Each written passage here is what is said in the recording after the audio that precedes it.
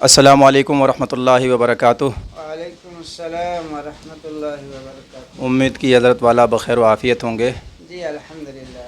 सामीन व नाज़रीन, इस वक्त मैं हज़रत मौलाना अंसार अहमद साहब मारूफ़ी कासमी दामत बरकातुहुमुल आलिया की खिदमत में हाज़िर हुआ हूँ।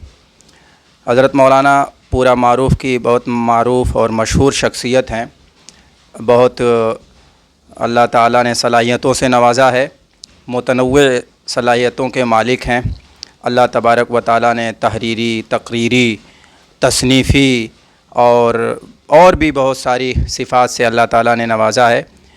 शेर व सुखन का बहुत अच्छा ज़ौक़ रखते हैं और अपने अतराफ़ व जवानिब में माशाअल्लाह मुस्तकिल इनकी तकारीर भी होती हैं और मुख्तलिफ़ मौक़े से तसानीफ़ भी मंज़र आम पर आती रहती हैं। और भी बहुत सारे इनके काम हैं। हमारी मस्जिद फ़ातिमा महल्ला बलुआ नई बस्ती पूरा मारूफ़ के ये जामा मस्जिद के इमाम भी हैं और पंजगाना नमाज के भी इमाम हैं और इसी तरीके से नई बस्ती बलुआ की ईदगाह के भी इमाम व ख़तीब हैं और मदरसा चश्मा फ़ैज़ अदरी में बुखारी शरीफ का दर्स भी देते हैं। इसके अलावा और भी हदीस की और फ़िक़्ह वग़ैरह की किताबें पढ़ाते हैं। अल्लाह ताला ने गुनागूं सलाहियतों से नवाजा है। बहरहाल मौलाना का हम शुक्रिया अदा करते हैं कि मौलाना ने हमें कुछ वक्त दिया। इधर मेरे आने का मकसद तो ये था कि मैं आपको मुबारकबाद पेश करूं कि अभी आप चंद दिनों पहले दारुल उलूम वक्फ़ देवबंद में तशरीफ़ ले गए थे, जहां हज़रत अल्लामा अनवर शाह कश्मीरी रहमतुल्लाह अलैह के सवाने और उनकी खिदमत वग़ैरह के ताल्लुक़ से एक बहुत ही बड़ा सेमिनार हुआ था। मुल्क के तूल व अर्ज़ से अकाबिर उलमाए किराम तशरीफ़ लाए थे।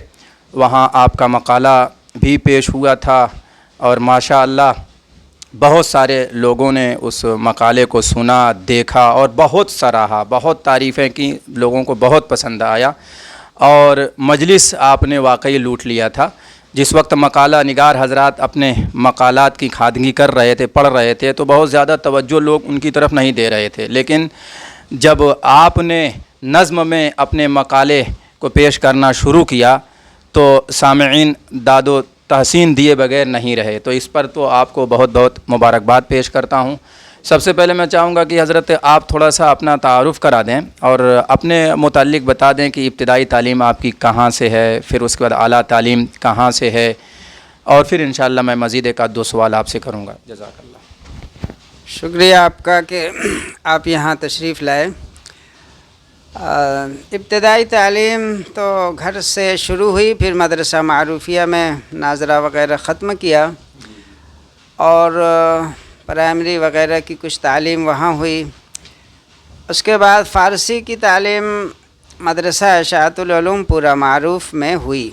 वहाँ अरबी फ़ारसी की इब्तिदा से लेकर जलालैन शरीफ तक वहाँ तालीम हुई और फिर उसके बाद जैसे कि यहाँ लड़के दारुल उलूम देवबंद जाते हैं, वहाँ अल्हम्दुलिल्लाह 1982 में हम लोग दारुल उलूम देवबंद पहुँचे और वहाँ 4 साल रहकर फ़जीलत की तकमील के साथ साथ अरबी अदब की तकमील भी की अल्हम्दुलिल्लाह। अल्लामा वहीदुज़्ज़मा साहब जो शेखुल अदब साहब से भी आपने पढ़ा होगा मेरे। वो उस वक्त मौजूद तो थे लेकिन मुसाइद मोहतमिम थे। अच्छा। और उस वक्त तदरीसी सिलसिला उनका मुनक़ता हो गया था। बाकी उनके जो शागिर्द रशीद हैं हज़रत मौलाना नूर आलम खलील अल अमीनी रहमहुल्लाह, उनसे कस्ब फ़ैज़ की तौफ़ीक़ अल्लाह ताला ने अता फ़रमाई। हज़रत जो है, क्या इब्तिदाई ज़माने से ही, यानी जब आप तालीम हासिल कर रहे थे उसी दौर से ही आपने ख़ास तौर से लिखना शुरू कर दिया था या ये बाद में आपका ज़ौक़ बना? इसकी क्या कुछ तफ़सीलात हैं? वैसे तो हम देखते हैं कि कई एक किताबें बैक वक्त आपकी मंज़र आम पर जब आती हैं तो दिल खुशी के मारे झूमने लगता है, और हम लोगों को तो जो खुशी होती ही है, पूरे मारूफ़ और अतराफ़ व जवानी बल्कि पूरे ज़िले के लोगों को बहुत ज़्यादा खुशी होती है। और सोशल मीडिया पे इसका इज़हार भी होता है, आपसे मुलाकात करके लोग दादो तहसीन भी देते हैं, मुबारकबाद भी पेश करते हैं। अभी आपकी 6 किताबें एक साथ जो है कौमी कौंसिल की तरफ से शाये हुई थी, تو وہ کون کون سی کتابیں ہیں، ذرا اس کے تعلق سے بھی کچھ بتا دیں آپ۔ الحمدللہ لکھنے پڑھنے کا ذوق دارالعلوم دیوبند سے ہوا جب وہاں دیواری رسالے دیکھتا تھا، اور ہمارے گھر کا ماحول دینی اور ادبی بھی تھا۔ رسالے آیا کرتے تھے، شمع وغیرہ بھی 20ویں صدی، اور کلیات بھی کئی شعراء کی موجود تھی، اس کا مطالعہ ہم لوگوں نے یہیں کے پڑھنے کے زمانے میں کیا۔ جب دیوبند پہنچے تو اس میں اور جلا آئی، اور وہیں دیواری رسالوں کو دیکھ دیکھ کر لکھنے کا شوق پیدا ہوا۔ مگر عجیب بات ہے کہ وہاں کے زمانے میں ہمارا کوئی مضمون رسالے میں نہیں آ سکا، اور جب تکمیل ادب میں تھے تو اس وقت عربی میں مضامین لکھوائے جاتے تھے، اور وہ لکھنا ناگزیر تھا، تو عربی میں مضامین لکھے گئے۔ لیکن اردو میں جو ہمارا رسالہ پاسبان نام سے اعظم گڑھ کے طلبہ کا نکلتا تھا، اس میں کوئی شائع نہیں ہو سکا۔ لیکن شوق تھا، ادبی رسالہ میں خریدا کرتا تھا دیوبند کے زمانے میں، تو بہت زیادہ شوق تھا، کیسے لوگ لکھ لیتے ہیں اتنا لمبا مضمون، شاعری بھی کر لیتے ہیں۔ تو کوشش کرتا رہا، اور جب 1986 میں گھر آ گیا اور جامعۃ الرشاد میں پہنچا تو کچھ مشق سخن شروع کی، تو الحمدللہ وہ مطالعہ کی وجہ سے اور شوق کی وجہ سے، ذوق کی وجہ سے اللہ تعالیٰ نے وہ راستہ آسان فرما دیا۔ اور بچوں کی شاعری، بچوں کے لیے کہانیاں میں خاص طور پر ہدف بنا کر لکھتا ہوں، ادب اطفال پر خاص توجہ ہے۔ اور اس میں الحمدللہ پھر میں نے اردو دنیا جو قومی کونسل برائے فروغ اردو زبان کا رسالہ آتا ہے، اس سے میرا سائنسی مزاج بنا۔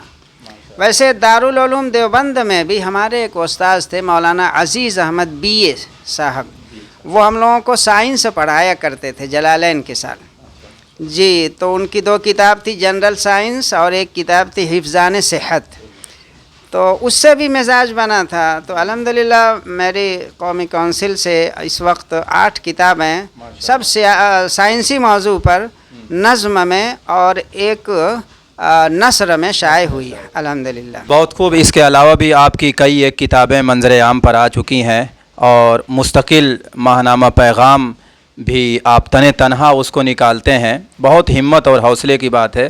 ہمارے علاقے کے آپ کے ساتھی حضرت مولانا رضوان الرحمن صاحب معروفی قاسمی دامت برکاتہم العالیہ، جو اس وقت استاذ حدیث ہیں جامعہ اسلامیہ ریوڑی تالاب بنارس کے، وہ کہا کرتے ہیں آپ کے تعلق سے، اور ایک جگہ لکھا بھی تھا انہوں نے کہ واقعی آپ بہت سوچ سمجھ کے قدم اٹھاتے ہیں، جب قدم اٹھا لیتے ہیں تو پیچھے نہیں ہٹتے، چاہے اس میں کیسی بھی مشکلات برداشت کرنی پڑیں۔ تو یہ تو میرا بھی مشاہدہ ہے، گو کہ میری عمر بہت کم ہے، لیکن میں دیکھ رہا ہوں کہ مستقل آپ ایک مدت سے برس سے تفسیر کر رہے ہیں اپنے مسجد کے اندر۔ اسی طریقے سے ماہنامہ پیغام تنہا آپ نکال رہے ہیں۔ ایک وقت وہ تھا کہ جو ہے وہ ہاتھ سے لکھا کرتے تھے آپ، بہت زیادہ محنت پڑتی تھی۔ اس وقت آپ ماشاءاللہ کمپیوٹر کتابت خود ہی آپ کرتے ہیں، پھر اس کے بعد اس کا پرنٹ نکلوانا، کاپی کرانا اور لوگوں تک پہنچانا، یہ آپ کے اعلیٰ ذوق کی بات ہے، محنت و لگن کی بات ہے، اور بہت کچھ کر گزرنے کی تنہا آپ صلاحیت رکھتے ہیں اور ہمت اور حوصلہ بھی رکھتے ہیں۔ اللہ تعالیٰ سے دعا ہے کہ اللہ تعالیٰ آپ کی ہمت کو بحال رکھے، صحت و عافیت کے ساتھ رکھے، اور ہر طرح کا فائدہ اٹھانے کی اللہ تعالیٰ مواقع میسر فرمائے۔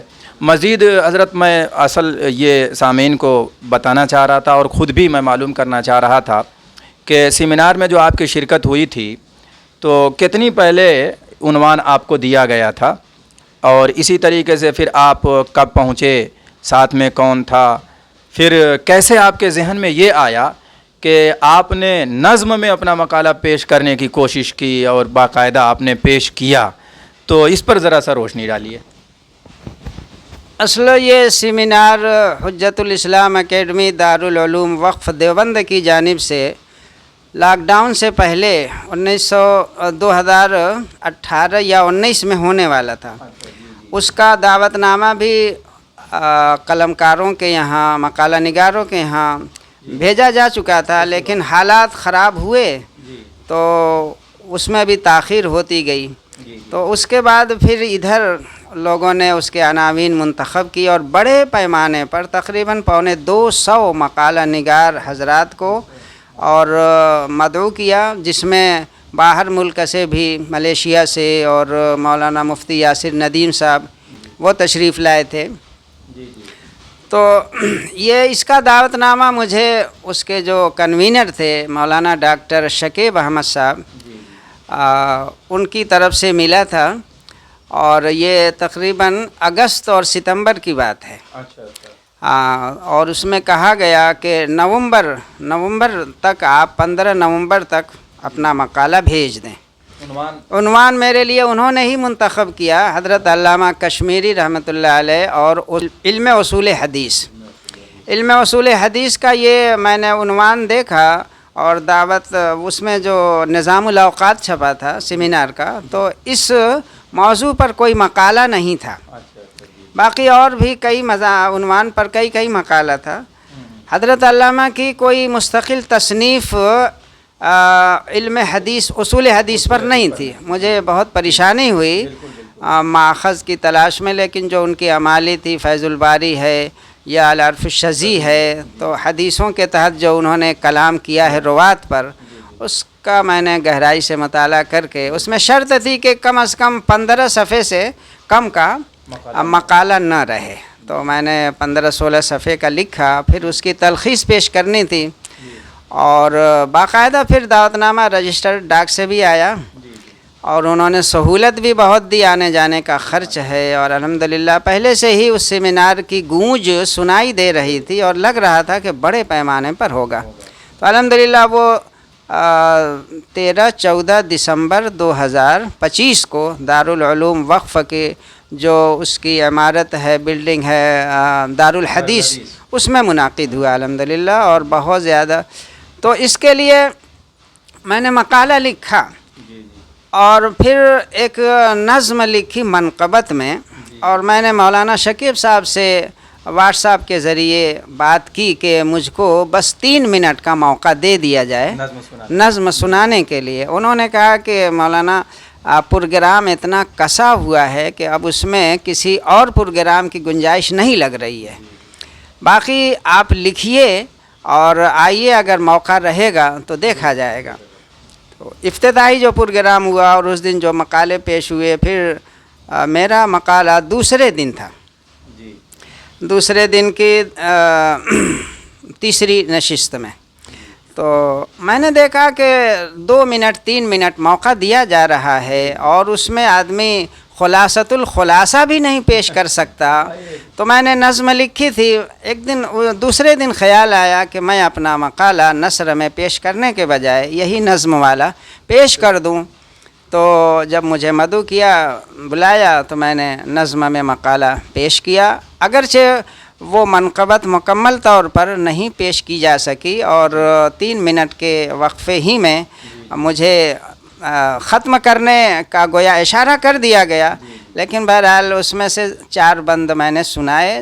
تو نثر کے مقابلے میں نظم کی طرف لوگوں کی توجہ دلکشی بڑھ جاتی ہے. جب آپ جو ہے کہہ رہے تھے کہ اب تک جو ہے نثر ہی میں مقالے پیش کیے گئے، میں چاہتا ہوں کہ نظم میں پیش کروں، یہ جملہ آپ کا کہنا ہی تھا. حرکت آ گئی اور بسط شوق متوجہ ہو گئے. بہت ویڈیو اس کی بنائی، شیئر کی گئی، یہاں تک کہ فیس بک پر 30,000 سے زیادہ لوگوں نے اس کو دیکھ لیا. تو الحمدللہ یہ دارالعلوم کی نسبت کی وجہ سے ہے. باقی اللہ تعالیٰ کا کرم رہا کہ وہ نظم پسند کی گئی اور میں نے ڈاکٹر شکیب صاحب سے کہا کہ یہ نظم میں آپ کے واٹس ایپ پہ بھیج رہا ہوں، جو مجموعہ مقالات آئے تو اس میں اس کو شامل کیا جائے. تو انہوں نے اس کو منظور کر لیا. اس میں کا وہ شعر جو بخاری اور اسقلانی والا، آنچہ خوبہ ہمہ دارند تو تنہا داری، یہ واقعی بہت اچھی طریقے سے ترجمانی کر رہا تھا اور خاص طور سے آپ کے موضوع سے متعلق یہ جو شعر تھا بڑا اچھا لگا، بہت پسند کیا گیا. تو بہرحال بہت بہت شکریہ آپ کا. اس وقت جو ہے کوئی تصنیفی کام آپ کا چل رہا ہو تو ذرا اس کے بارے میں بھی بتا دیں، انشاءاللہ پھر ہم آپ سے دعائیں لیں گے اور رخصت ہو جائیں گے. مجھے دارالعلوم دیوبند اور دیوبند سے بہت محبت ہے، بہت زیادہ ہے. یہاں تک کہ کوئی دن ایسا نہیں گزرتا فراغت کے بعد 1986 سے میں اب تک کی بات کر رہا ہوں، شاید ہی کوئی دن ایسا گزرا ہو کہ دارالعلوم دیوبند یا دیوبند کی یاد، اساتذہ کی یاد نہ آئی ہو۔ اس کے لیے میں نے ابھی 2 سال ہوا، سن 2023 میں اپنے ضلع کے تمام ہم عصر اور درسی ساتھیوں کو جو دیوبند میں تھے سب کی ملاقات کے لیے ایک اجتماع، ایک جلسہ رکھا، اس کا نام ہی تھا دیوبند کی یادیں۔ تو اس کے لیے میں نے نظمیں بھی لکھیں، اور جس میں یہ مشہور نظم تھی دیوبند سے آنے والے بتا، ہاں تو یہ طویل نظم تھی۔ تو تصنیف کے سلسلے میں میری یہ پوری ایک کتاب دیوبند کی یادیں نام سے 350 صفحے کی موجود ہے اور تصحیح شدہ ہے۔ انشاءاللہ مجھے امید ہے کہ جنوری تک شائع ہو کر کے آ جائے گی، جس میں اپنے داخلے سے لے کر کے فراغت تک اور اپنے اساتذہ کا تذکرہ، اپنے احباب کا تذکرہ، ان ساتھیوں کا بھی ذکر ہے جو ہم سے بچھڑ گئے اور جو تدریسی کام میں لگے ہوئے تھے۔ تو یہ دارالعلوم کی نسبت ہے، بس اکابر سے محبت، بلکہ کووڈ-19 میں جن اکابر کا انتقال ہوا، ہم لوگوں نے ان کی یاد میں بھی تعزیتی پروگرام کئی ایک کیا، جس میں حضرت مولانا نور عالم صاحب خلیلی، مولانا قاری عثمان صاحب رحمۃ اللہ علیہ، مفتی سعید صاحب رحمۃ اللہ علیہ، اور اس کے پہلے جو مولانا عبدالحق صاحب رحمۃ اللہ علیہ اور حضرت مولانا ریاست علی صاحب، یہ سب لوگ ان کی یاد میں جلسہ کیا۔ تو دیوبند سے محبت کی وجہ سے اللہ تعالیٰ نے یہ جو ہے ایک شرف مجھے بخشا ہے، اور کہ میری پوری کتاب اس موضوع پہ آ رہی ہے۔ ماشاءاللہ، بہت خوشی کی بات ہے ماشاءاللہ، آپ کا قلبی لگاؤ دارالعلوم دیوبند، وہاں کے اساتذہ، بلکہ دیوبند شہر سے بھی ہے۔ اب اخیر میں مولانا سے چاہوں گا کہ پورا جو مقالہ آپ نے لکھا تھا منظوم، وہ اگر گنجائش ہو تو پورا سنا دیں، یا نہیں تو حسب منشا کچھ کم سے کم سنا دیں سامعین کو۔ بہت شکریہ۔ وہ ساری منقبت تو دشوار ہے، میں اس کے 2 شعر سنا رہا ہوں۔ زندگی بھر رہے نعمان کی مداحی میں، ان کے مسلک کے ہی ایواں کی جبیں سائی میں، ان کی تحقیق ہوا کرتی ہے پتھر کی لکیر، عمر گزری ہے اسی دشت کی سیاحی میں، یوں نے طبقہ علماء کی سیادت بخشی، یوں نے طبقہ علماء کی سیادت بخشی، علم نبوی سے محبت کی حلاوت بخشی، شیخ انور کو ہے۔ اور یہ علم رفعت کے تصور سے ہو ہیبت طاری، پڑھ کے احساس یہ ہو جاتا ہے فیض الباری، عسقلانی ہو بخاری ہو کہ ابن القیم، آنچ خوبا ہمدارند تو تنہا داری، اس لیے رب نے انہیں عزت و شہرت بخشی، اس لیے رب نے انہیں عزت و شہرت بخشی، علم نبوی سے محبت کی حلاوت بخشی، شیخ انور کو ہے اللہ نے عزت بخشی، علم نبوی سے محبت کی حلاوت بخشی، شیخ انور کو ہے۔ ماشاءاللہ، جزاک اللہ، بہت بہت شکریہ۔ اللہ تعالیٰ آپ کو صحت و عافیت سے رکھے اور بار بار مستفید ہونے کی ہم لوگوں کو آپ سے توفیق بخشے، آمین ثم آمین، جزاکم اللہ خیرہ۔